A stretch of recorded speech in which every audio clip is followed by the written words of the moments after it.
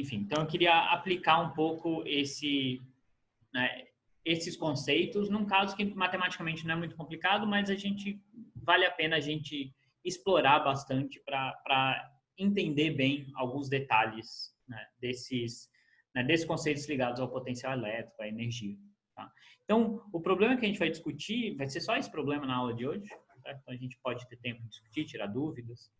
Mas são duas cascas esféricas, de novo, cascas esféricas, tá? Enfim, prometo que na próxima aula a gente faz outra geometria. Tá? Mas são duas cascas esféricas concêntricas de raio A e B, né? Então tem uma casca esférica maior e outra menor dentro dela. Tá? As duas têm uma densidade de carga constante. A esfera maior, a externa, tem uma carga mais Q e a menor tem uma carga menos Q. Tá? Então, a carga total desse sistema é zero. Tá? E aí eu quero calcular o potencial elétrico em qualquer ponto do espaço e a energia potencial elétrica do sistema. É isso que eu quero fazer. Então, a gente vai discutir esse problema com certo detalhe. Tá? Por que eu peguei duas cascas esféricas concêntricas? Né? Porque o problema é que em eletromagnetismo, ou a gente tem cargas pontuais, que é super simples da gente resolver, ou a gente tem geometrias muito simples que também dão para resolver exatamente. Se a gente realizar qualquer geometria mais complicada, a gente não vai ter uma solução analítica. Né? E aí a gente tem que fazer algum tipo de aproximação se a gente quiser realmente escrever uma expressão. Tá? Mas, enfim, vamos voltar para esse problema. Tá? Então, o problema é esse daqui. Tá?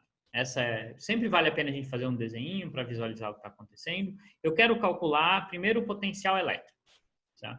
E aí, o que a gente lembra do potencial elétrico? Né? Eu tenho duas maneiras de calcular esse potencial elétrico.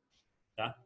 Eu posso calcular ele em termos do campo elétrico, uma integral de linha, certo? De um ponto de referência até o ponto onde eu quero calcular esse potencial. Ou eu posso calcular o potencial elétrico por uma expressão muito parecida com a do campo elétrico, mas como o potencial é um escalar, isso aqui é uma integral de um escalar. E aqui não é 1 sobre r quadrado, é simplesmente 1 sobre r. Integrado sobre todo o volume, onde ρ é a minha densidade de cargas.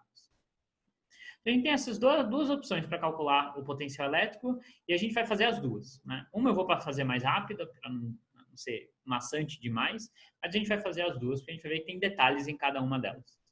A primeira observação é que essa expressão aqui, né, apesar de a gente não escrever explicitamente, ela é válida sobre a hipótese, né, a gente está assumindo que o nosso ponto de referência é o infinito, que o potencial é zero no infinito. Certo? Então, aqui o ponto de referência está escrito mais explicitamente, né? Aqui não, aqui está implícito. Então, para a gente chegar nessa expressão, a gente teve que impor que o potencial elétrico era zero no infinito. Tá? E aqui a gente já sabe, né? Essa primeira expressão ela é útil se eu sei o campo elétrico. Se eu vou ter que calcular o campo elétrico do zero, isso vai ser trabalhoso, né? Às vezes não é, às vezes eu posso usar a lei de Gauss e é fácil de calcular o campo elétrico. Mas se eu tiver que realmente fazer uma integral sobre a densidade de cargas para calcular o campo elétrico, aí vale mais a pena eu usar essa expressão para o V. Então, dependendo do problema, às vezes é mais fácil calcular isso, às vezes é mais fácil calcular isso. Então, vamos começar pela maneira mais fácil, talvez, tá? Que é a primeira, porque a gente já sabe o campo elétrico. Né? A gente acabou de discutir na atividade 2 o campo elétrico de uma casca esférica. Certo? Só que eu vou ter que tomar um certo cuidado, né? Porque eu tenho duas cascas esféricas, mas eu lembro que eu posso aplicar o princípio de superposição para o potencial. Né? Então, né, o princípio de superposição vale tanto para o potencial elétrico quanto para o campo elétrico. Então, o meu campo total aqui vai ser a soma do campo gerado por essa casca mais o campo gerado por outra casca. Então, esse campo elétrico total é a soma de dois campos. Então, eu posso calcular o potencial gerado por cada casca separadamente, né, usando essa integral, e aí somar esses potenciais elétricos. Então, essa é a ideia. A gente vai querer calcular o potencial elétrico de cada casca separadamente e depois somar esse potencial. Então, eu sei que o meu campo, né, que é justamente esse problema da atividade 2 que a gente acabou de ver, ele é dado, né, ele é fora da casca, ele é o campo de uma carga pontual, e dentro da casca ele é nulo. Certo? Então, ele é extremamente simples, né? Ele é zero se eu tiver dentro da casca. Então, aqui eu vou começar considerando a casca externa. Certo? Então, eu vou calcular primeiro o potencial gerado pela casca externa, que eu vou colocar esse índice mais aqui para a gente lembrar que é a carga positiva. Tá? Mas a casca externa tem um raio B, então, dentro da casca externa, o potencial gerado por essa casca é zero, tá? E fora, ele é como se fosse de uma carga pontual.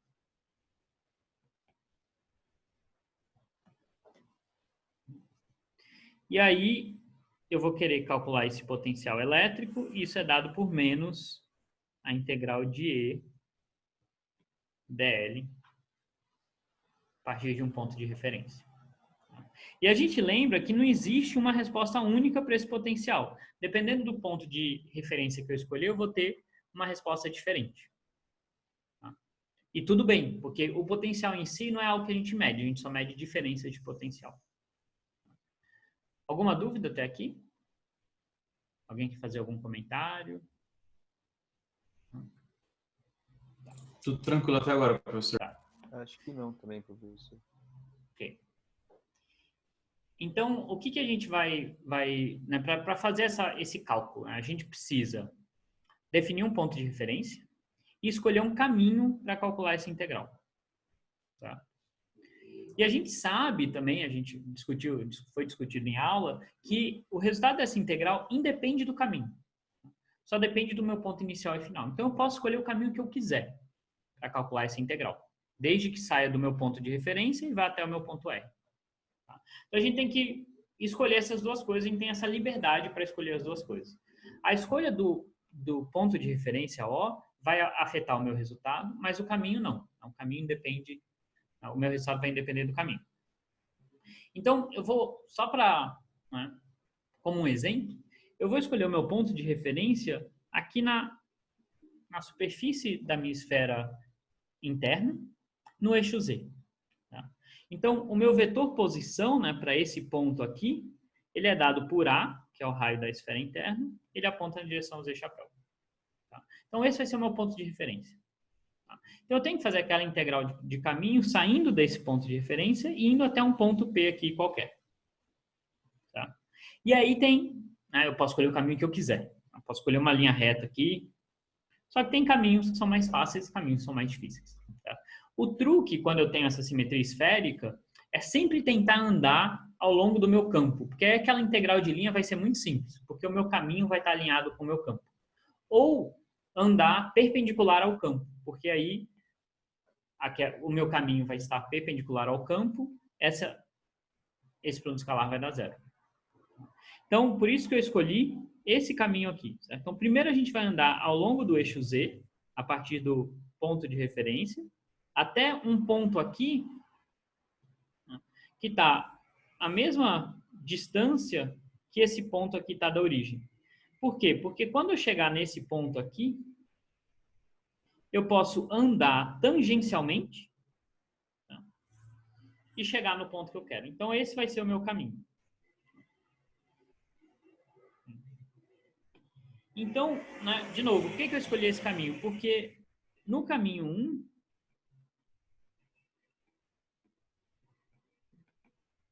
eu tenho o meu campo elétrico ao longo desse caminho, certo? Ele é dado simplesmente por 0 de Z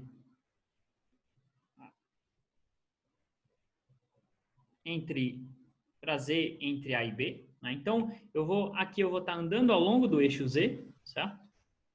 Então, o campo elétrico, ele é 0 daqui até aqui. De novo, né? Eu estou calculando o meu potencial devido à casca esfera, ou a casca esférica externa. Então, para mim, não existe a casca interna agora, eu estou considerando só a externa. Tá? Então, o meu campo elétrico é zero nessa região. Né? Em qualquer região dentro aqui da minha casca externa, esse campo é zero. Então, quando eu andar aqui dentro, até chegar nesse ponto aqui, o meu campo vai ser zero. Tá? Então, até aí, a minha integral, né? Essa parte da integral não vai contribuir. Depois, quando eu estou andando, né, daqui até aqui, tá? O meu campo elétrico, ele vai ser 1 sobre z quadrado na direção radial, de B até E. Tá? Então, só uma observação aqui, né? Esse tamanho aqui tem que ser justamente igual a... esse tamanho aqui tem que ser justamente igual a esse, né? Ao mesmo raio. Tá? Então, esse tamanho aqui é o Rzinho, é o módulo desse vetor aqui. Tá? Então, eu vou querer andar no eixo Z do ponto A até o ponto R. Tá? Então, eu tenho essa expressão para o meu campo ao longo do caminho 1. E no caminho 1, o meu elemento de caminho nada mais é do que dz na direção Z. Tá? Super simples, andando ao longo do eixo. E, né, nesse caminho, a direção radial é justamente a direção do eixo Z. Então é isso, o campo está na mesma direção do meu elemento de caminho. Então, o meu EDL aqui vai ser super simples, vai ser 1 sobre z quadrado dz, desde que eu esteja fora da minha casca esférica. No caminho 2, o que eu vou ter é que o meu campo elétrico ele vai estar perpendicular ao meu caminho. Nesse caminho 2, o campo elétrico está sempre apontando radialmente, eu estou andando nessa direção tangencial. Então, esse produto escalar aqui vai dar sempre zero, porque eu tenho sempre um ângulo de 90 graus aqui. Então, o meu DL ele estaria na direção θ-chapéu ou φ-chapéu, né, dependendo de onde está o meu ponto P, e o E estaria sempre na direção R-chapéu. Então, esse produto escalar é sempre zero. Né? Então, essa integral aqui, né, essa parte do meu caminho não vai contribuir, essa parte do meu caminho também não vai contribuir, porque o meu campo é zero aqui dentro, então eu só tenho que calcular essa parte aqui da integral.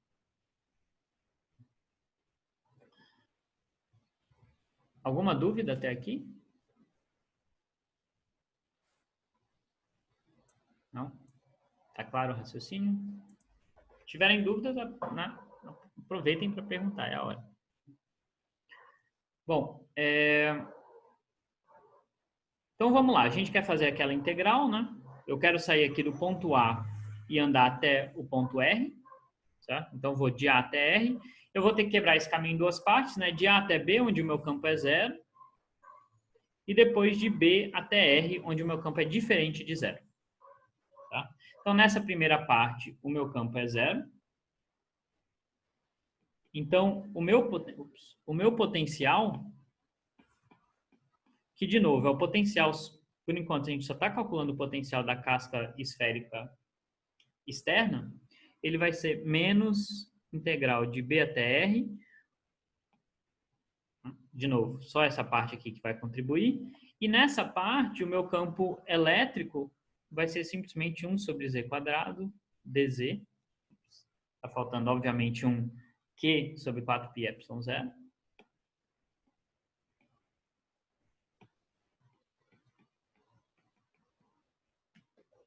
Essa é uma integral fácil de fazer, né? Então, o meu potencial vai ser Q sobre 4πε0, né? Essa integral dá 1 sobre z, menos 1 sobre z, na verdade.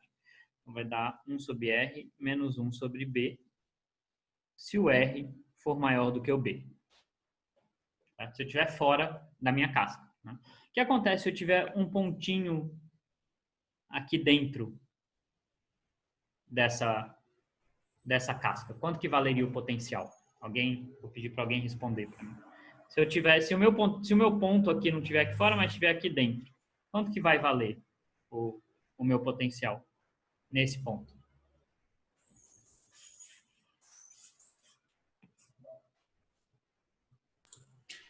Se tiver só essa casca, Só essa casca.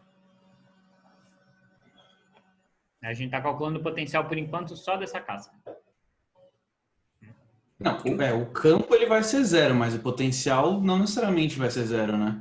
Quanto vai valer o potencial? Deixa eu pensar.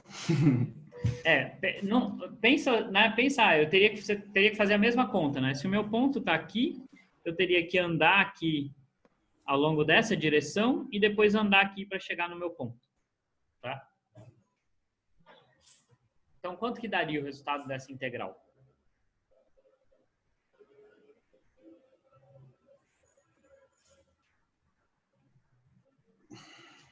Alguém podem chutar, certo? Não...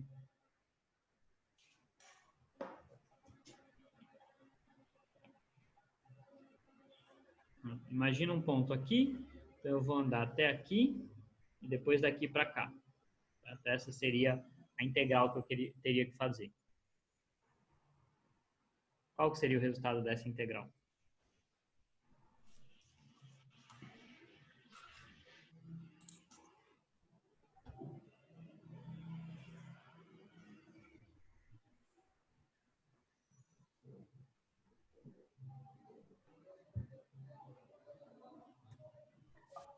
A mesma coisa? Não é a mesma coisa, né? Porque agora, nesse caminho aqui que eu estou seguindo, certo? Quanto que vale o meu campo aqui nessa primeira parte do meu caminho, nessa parte ao longo do eixo Z?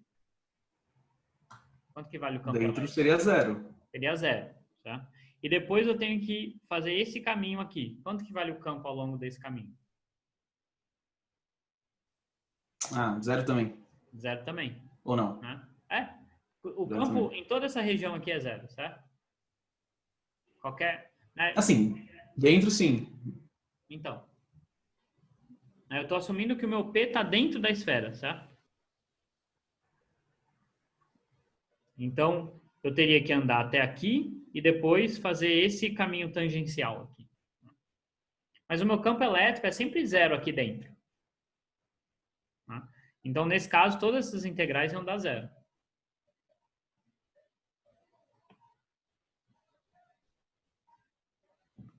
Tá claro ou não? Me pergunta. Sim, sim. Tá?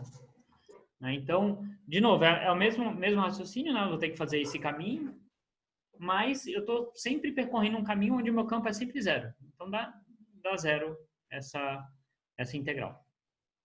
Certo?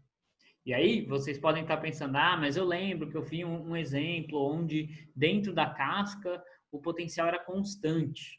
Por isso que eu não estou gostando de falar que é zero. Tá?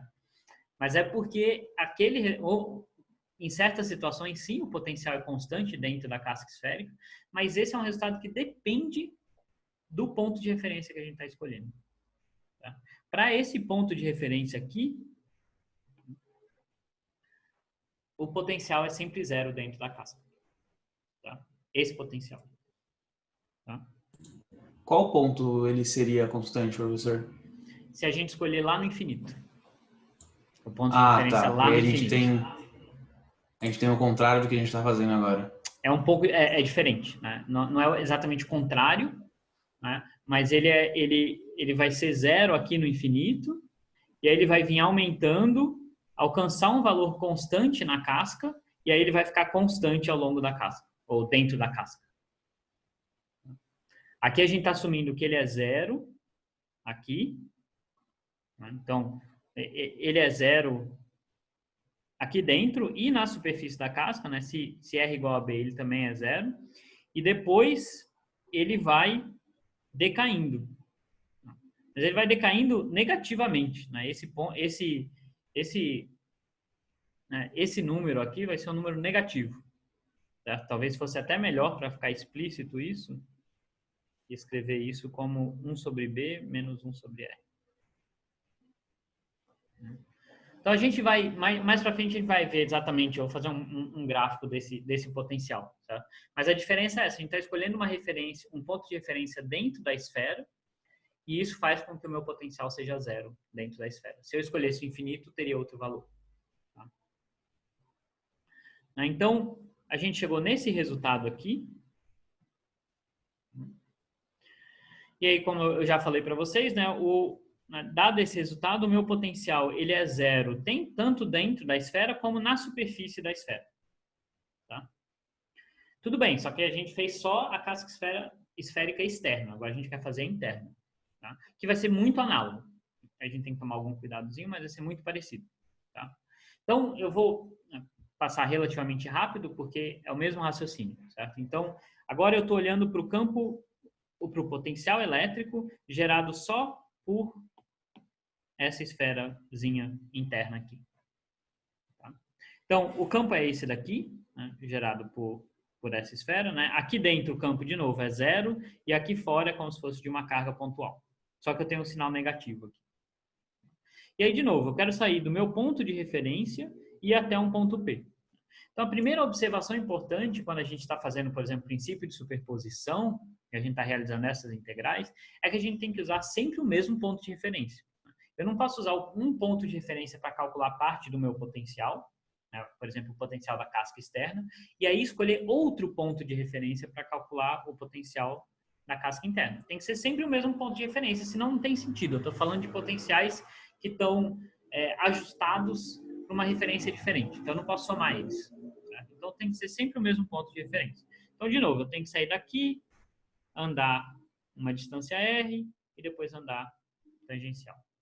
Novamente, né, daqui para cá, o meu campo vai ser paralelo ao meu caminho. Nessa segunda parte, o meu campo vai ser tangencial, ou perpendicular, não tangencial, perpendicular. Então, de novo, essa parte do caminho não vai contribuir. Né? E aqui, para um ponto fora da minha esfera, eu vou estar sempre, né, eu vou ter sempre um campo não nulo. Tá? Então, eu tenho que fazer essa integral. Se a gente fizer essa integral, o resultado que a gente chega é esse daqui. Então, se eu tiver novamente um ponto qualquer aqui dentro, eu teria que fazer um caminho aqui assim. Certo? Seria um caminho um pouquinho diferente. Né? Se eu tiver um ponto aqui, eu teria que andar radialmente até chegar no mesmo raio e aí andar tangencialmente. Mas aqui dentro o campo é sempre 0, então daria 0 o meu potencial. Tá? Então, meu potencial é 0 dentro da minha casca esférica e fora ele é dado por isso daqui. E aí eu vou finalmente poder calcular o meu potencial total, que vai ser a soma desses dois.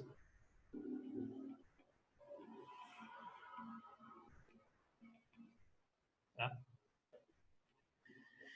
Então, o que eu tenho que fazer é somar esse resultado aqui com esse resultado aqui. Só que eu tenho 3 regiões, né? Eu tenho a região em que eu estou dentro dessa esfera aqui, a região que eu estou entre as duas cascas e a região que eu estou lá fora. Certo? Então, eu vou ter que escrever o meu potencial total nessas 3 regiões.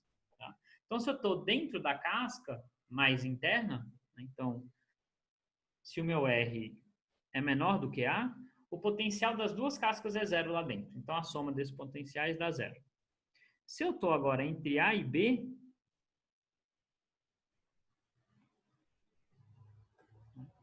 bom, eu ainda estou dentro da casca mais externa, então a contribuição para o potencial da casca mais externa é 0, mas o potencial, a contribuição do potencial da casca interna não é mais 0. Certo? Então, isso aqui vai me dar 1 sobre R.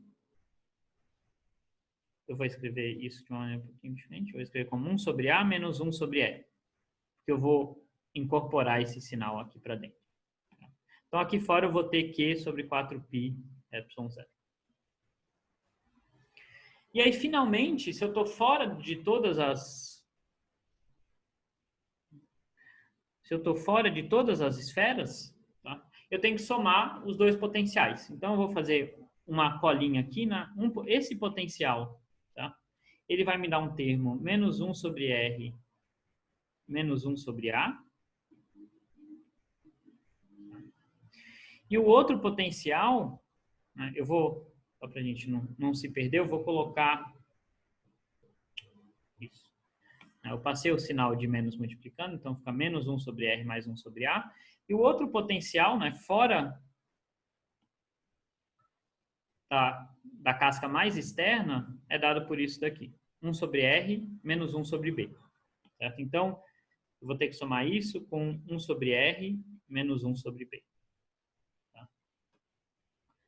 Então, eu vejo que quando eu for somar essas duas contribuições, os R se cancelam e o que vai sobrar é 1 sobre A menos 1 sobre B.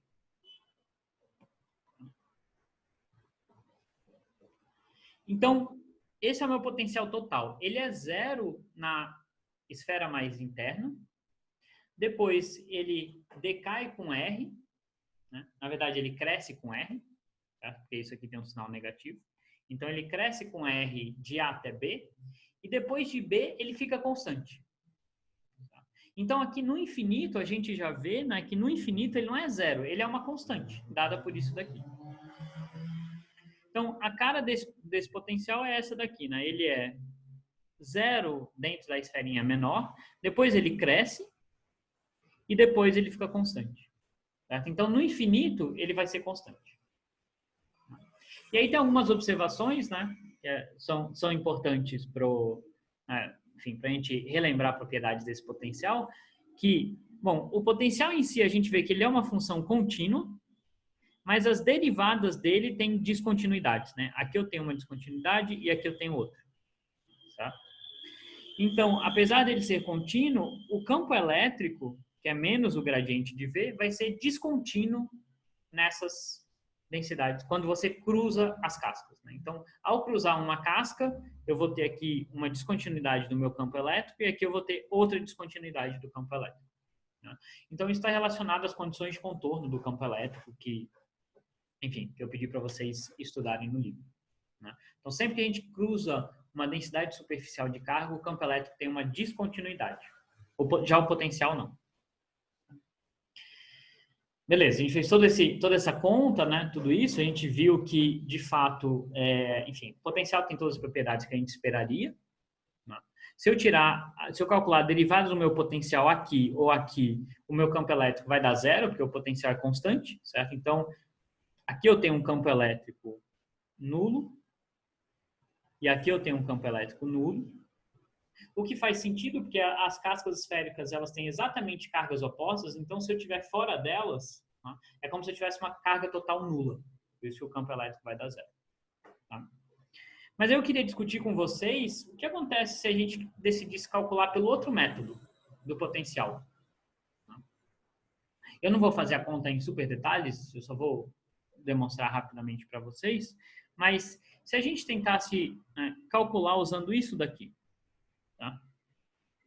Que a gente lembra, né, lá no comecinho do problema, a gente viu que a gente poderia calcular o potencial por esses dois métodos. A gente sabe qual é a distribuição de cargas, nesse caso é uma distribuição superficial, então vai ser uma integral sobre a superfície, mas a gente sabe quanto que vale ela.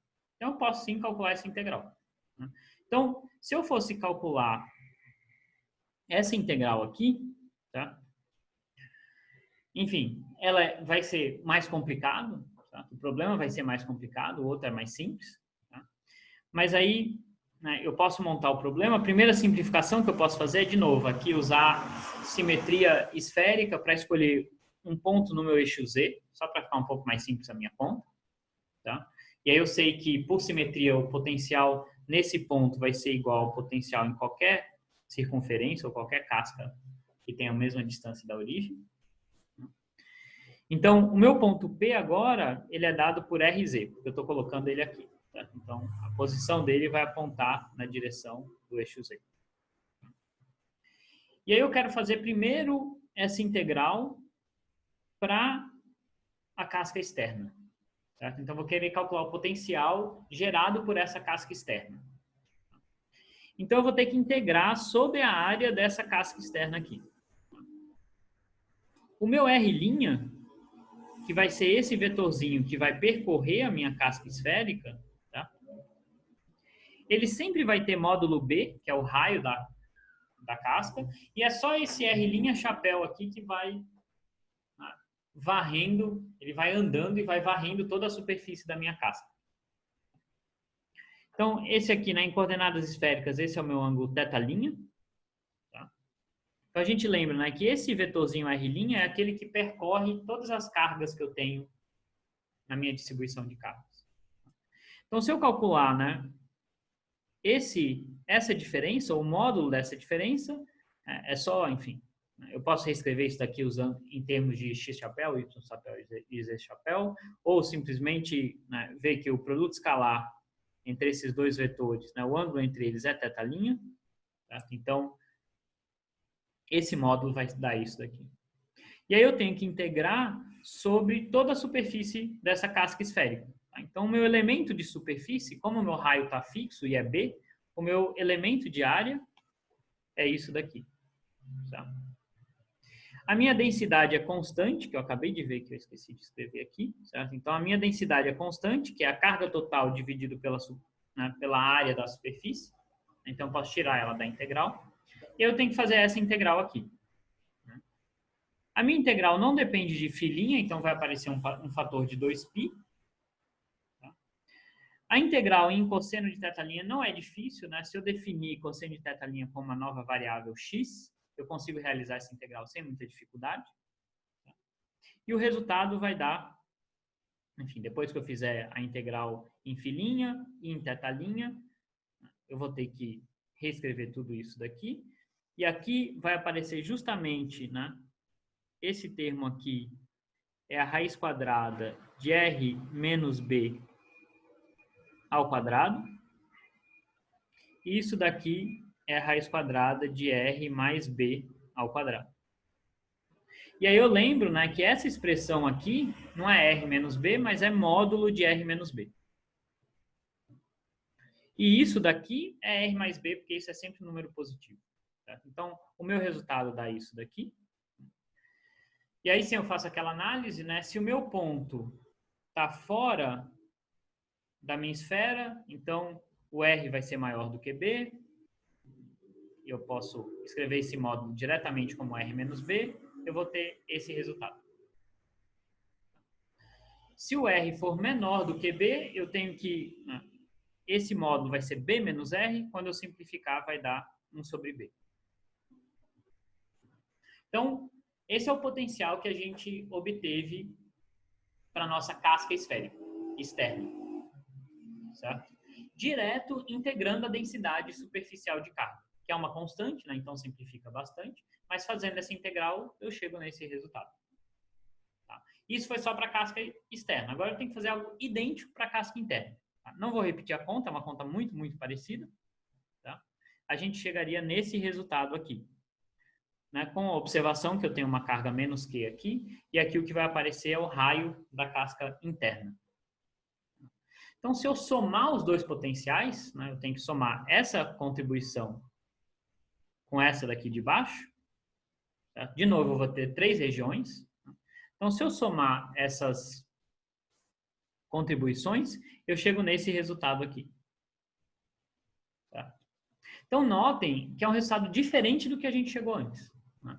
O resultado anterior, aqui dentro da minha esfera menor, era 0 potencial. Agora não é 0. É uma outra constante. Tá? Aqui dentro também está diferente o resultado. Né? Se a gente... Deixa eu tentar comparar. No meio, entre as duas esferas, eu tinha 1 sobre A menos 1 sobre R.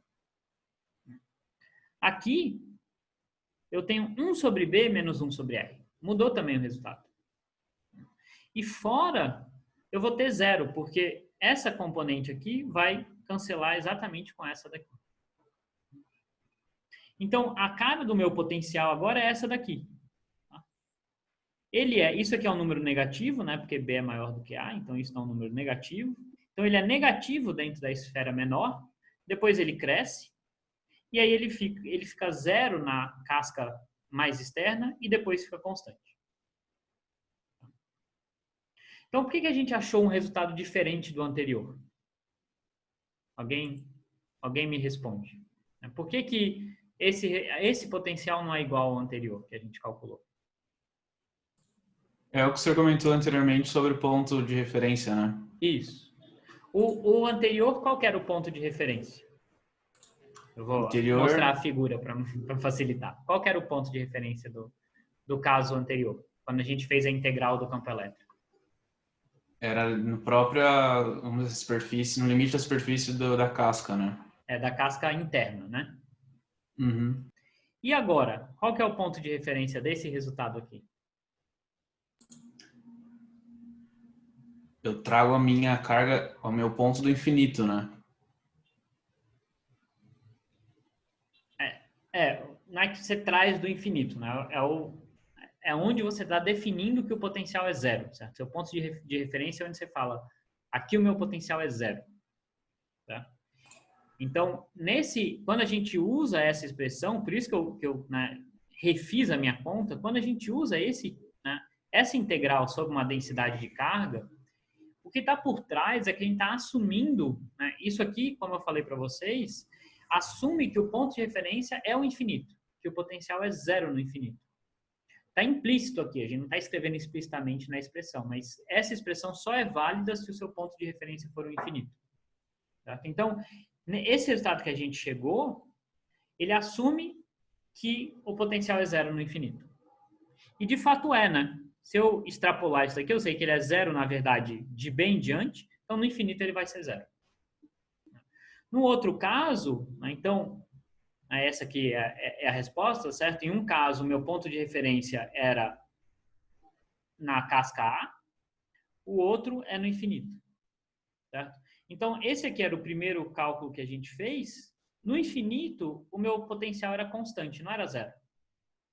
No segundo caso, o potencial é constante e é zero.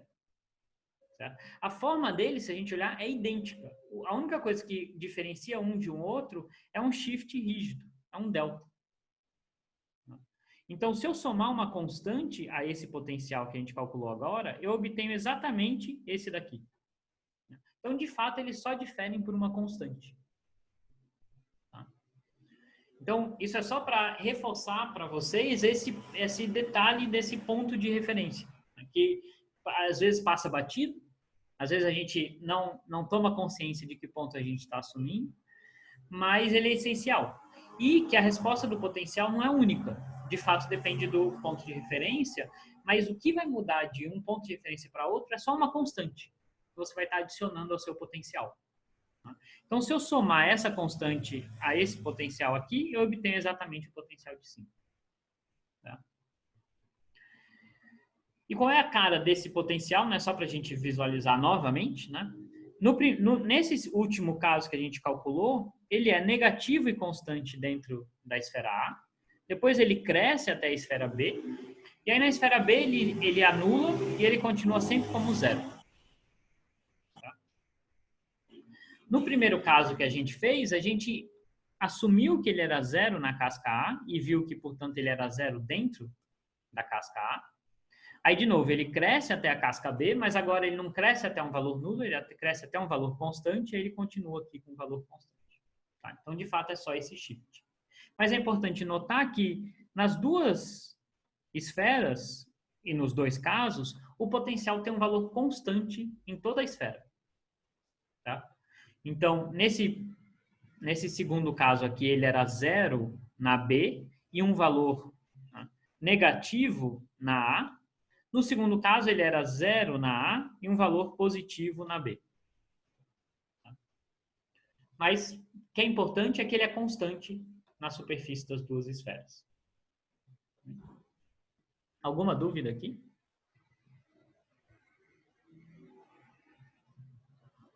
Acho que não, professor. Então, né, de novo, o ponto é de fato esse, né?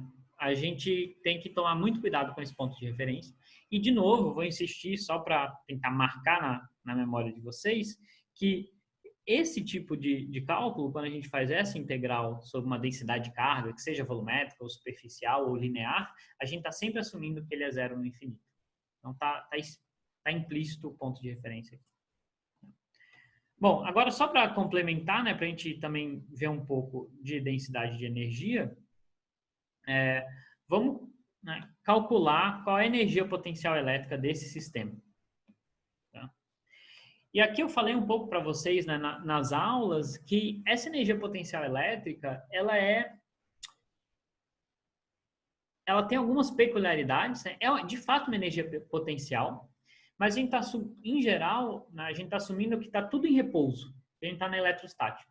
Então, o que é interessante é sempre comparar a energia entre duas situações estáticas, certo? Então, nesse caso, eu não vou fazer isso aqui porque é uma conta complicada, mas a gente poderia comparar, né, qual é a energia potencial dessa situação e qual seria a energia potencial se eu deslocasse essa esfera para cá, certo? Elas vão ter energias potenciais diferentes. Essa diferença que é importante. Essa diferença vai poder me dizer, por exemplo, qual é a situação de menor energia, qual é a situação de equilíbrio, né? Se eu desloco a minha esfera para cá, vai ter uma força. A gente lembra que força é menos o gradiente do potencial, então isso vai me gerar uma força nessa esfera. Tá? Então, normalmente, a gente está interessado em diferenças de energia. Tá? Mas para eu calcular essas diferenças, eu preciso calcular a energia de um arranjo. Tá? Então, nesse problemazinho, que é um problemazinho, enfim, só para a gente praticar, a gente vai estar só calculando a energia desse arranjo aqui. Essa energia por si só não é relevante. O que é sempre importante é comparar duas situações diferentes e é comparar a diferença de energia entre as duas situações. Então, vamos lá, né? Para a gente calcular a energia potencial elétrica, a gente tem também algumas formas diferentes de calcular essa energia potencial, tá? Que nas aulas eu usei esse epsilon. Eu não sei por que eu fiz isso, tá? Porque energia potencial elétrica, não no livro, mas em muitas outras situações, a gente usa um U em vez de um V. O V é o potencial, o U seria energia potencial. Então, eu vou começar a introduzir esse U, porque ele é a anotação mais usual. Deveria ter usado nas aulas também. Então, a gente tem algumas maneiras de calcular essa energia potencial elétrica. Uma das maneiras é fazendo a somatória das cargas vezes o potencial gerado por todas as outras cargas, que é equivalente a essa somatória aqui. Isso é válido para cargas pontuais. Tá? A gente está assumindo também implicitamente que se essas cargas estiverem todas muito distantes umas das outras, né? Então se essa diferença aqui, né? Se essa distância tender a infinito, essa energia é zero. Então, nessa expressão, está implícito que a gente está assumindo que a energia é zero quando estão todas as cargas muito separadas umas das outras. Que também é uma escolha. Né? De novo, a gente só mede diferenças de energia. Para distribuições contínuas, eu posso usar uma integral de ρdV, que é o análogo disso daqui, mas, né, no limite contínuo. Tá? Eu comi bola aqui, tem um meio aqui. E a gente também viu que a gente pode reescrever isso daqui como um módulo ao quadrado do campo elétrico. Então, também posso simplesmente integrar o módulo ao quadrado do campo elétrico. Então, eu tenho essas maneiras diferentes de calcular a energia potencial. Como a gente não tem cargas pontuais, a gente não pode usar esse método, mas a gente pode escolher esse ou esse. Tá? Existe uma observação importante, que é algo meio técnico, mas que nesse potencial, quando a gente está calculando cargas pontuais, esse potencial aqui é o potencial gerado por todas as outras cargas, exceto a carga QI. Tá? Então, ele é o potencial gerado por todas as outras cargas. Tá?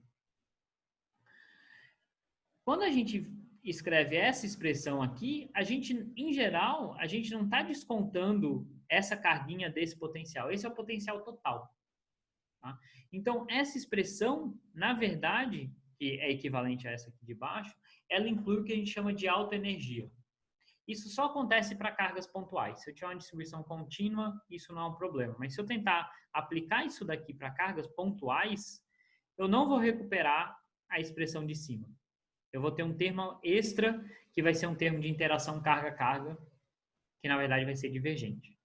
certo? Ou alta interação da carga, que na verdade é divergente. Então, a gente tem que tomar um certo cuidado. A recomendação é, se eu tiver cargas pontuais, é melhor usar essa expressão aqui. Se eu tiver distribuições contínuas, eu posso usar essas daqui. Então, bom, isso é só fazer uma conta, né? Eu vou fazer a conta usando essa segunda expressão aqui.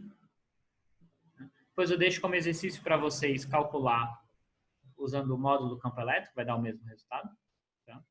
Mas que conta que a gente tem que fazer aqui? Então, a gente tem que integrar sobre a densidade de carga multiplicado pelo potencial. Né? Integrar, obviamente, onde eu tenho cargas elétricas. No nosso problema, a gente só tem cargas elétricas em duas superfícies, na casca externa e na interna. Certo? Então, a minha integral ela vai simplificar. Acabei de ver que, novamente, eu estou faltando um fator de meio aqui. Então, ela vai simplificar, porque eu só tenho uma densidade superficial de carga, então eu tenho que integrar sobre essas superfícies.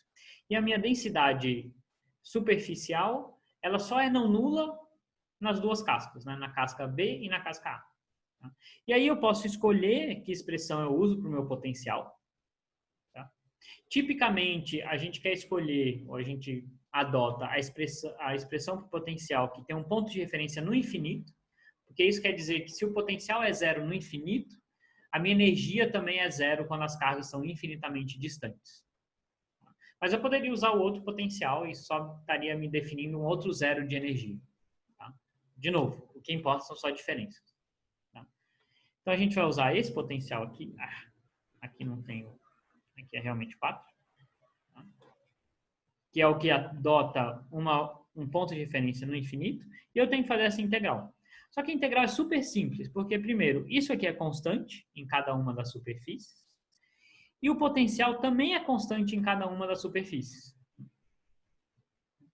Então, essa minha densidade de carga ela é só não nula quando R for A ou quando R for B, e aí ela vai ter esses dois valores. E o meu potencial em R igual a A, ele é Q sobre 4π epsilon 0, 1 sobre B menos 1 sobre A. E o meu potencial em R igual a B é zero. Tá? Então, essa integral aqui de cima, ela vai ser super simples, porque eu vou ter que integrar ela, né? Eu vou fazer essa integral de superfície nas duas cascas esféricas. Então, eu vou ter efetivamente essa integral em uma casca e na outra casca. Tá? Só que o sigma e o v, eles são constantes em cada uma das cascas. Em particular, na casca externa, o v é zero. Então, isso aqui vai dar zero para a casca interna e externa. E para a interna, eu vou ter a densidade da carga interna vezes o v, o valor de v nessa casca. Tudo isso aqui é uma constante, então vai sair da integral, vai ficar só a integral de área, que é justamente a área da casca. Certo? Então, é 4π a quadrado. Então, a minha energia potencial elétrica, se eu colocar tudo isso junto, eu vou ter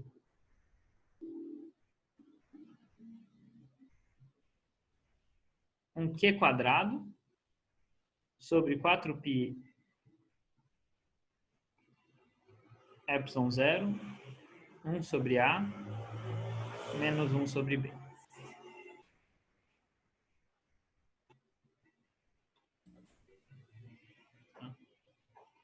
Então, o que eu fiz aqui? Eu substituí esse valor do meu potencial aqui dentro. Substituí o valor da densidade aqui dentro. A densidade multiplicada pela área da casca esférica é justamente menos a carga. Então, esse sinal de menos eu usei para inverter a ordem aqui dentro do parênteses. E eu chego nesse resultado para a minha energia potencial elétrica. Tá? Então, essa é a energia potencial elétrica do sistema. O que quer dizer essa energia potencial elétrica? Né? Essa energia está... Né? Como é que eu poderia usar ela? Então, a gente nota o seguinte, né? Só um comentário geral para a gente entender como é que a gente compreende esses sistemas, né? Essas cascas elétricas, carregadas eletricamente, eu não posso ter só a força elétrica dessas carguinhas atuando nessas cargas. Porque senão elas não se manteriam em uma esfera, né? Se eu olhar para o que está acontecendo em uma dessas cascas, por exemplo, a interna, que tem cargas elétricas aqui, para essa carguinha ficar do lado dessa, eu tenho que ter alguma outra força, porque as duas são negativas, né? Por que elas não escapam para o infinito? Então, tem que ter alguma outra força que mantenha essas cargas nessa configuração. Tá? Em casos reais, podem ser forças atômicas, podem ser forças nucleares. Né? Aqui eu posso ter o meu núcleo que está prendendo o meu elétron nessa posição do espaço. Tá? Então, eu tenho que ter outras forças para manter essas cargas aqui. Mas o que acontece se eu desligar essas forças? Se eu desligar essas forças, todas essas cargas elas vão escapar para o infinito. Uma vai repelir a outra, elas todas vão escapar para o infinito. Então, imagina que eu desligo todas essas forças e essas cargas todas escapam, elas vão ganhar energia cinética. Essa energia cinética total que essas cargas vão ter, depois que uma estiver bem longe da outra, quando elas estiverem bem distantes, elas vão estar andando basicamente a velocidade constante. Elas estão tão distantes que elas nem estão se repelindo mais. Então, essas cargas lá, depois que eu deixo elas escaparem, a energia total que elas vão estar carregando, essa energia cinética, é justamente essa energia potencial eletrostática que elas tinham no começo. Certo? Então, é como se tivesse uma explosão de cargas. Quanto de energia cinética essa explosão vai liberar, vai ser essa energia que a gente calculou aqui. Certo? Então, essa é uma das maneiras da gente entender que energia é essa. Ela está realmente armazenada no meu sistema porque eu tenho alguma outra força que está segurando as minhas cargas lá. Se eu desligo essa força, essas cargas essa energia potencial vai virar energia cinética. Tá? Mas, em geral, a gente não discute isso. Em geral, a gente não pensa que a gente está desligando essas forças. Né? Na maioria dos casos de interesse, a gente tem esse sistema, a gente muda um pouquinho a geometria do sistema e compara as energias. Na prática, é assim que a gente usa essa energia potencial eletrostática. É sempre comparar entre situações diferentes, ver qual é a situação de menor energia. Tudo bem? Então, era isso que eu tinha para falar desse problema. Enfim, acho que já falei bastante. Esses detalhes da energia potencial não são coisas triviais e fáceis da gente entender. Né? Por isso, vale a pena reler o livro se essas coisas não estiverem claras. Bom. Beleza, professor. Obrigado. Tá bom? Então, boa noite para vocês. Bom descanso. Até semana que vem. Valeu, professor. Boa noite. Tchau, tchau. Boa noite. Até mais.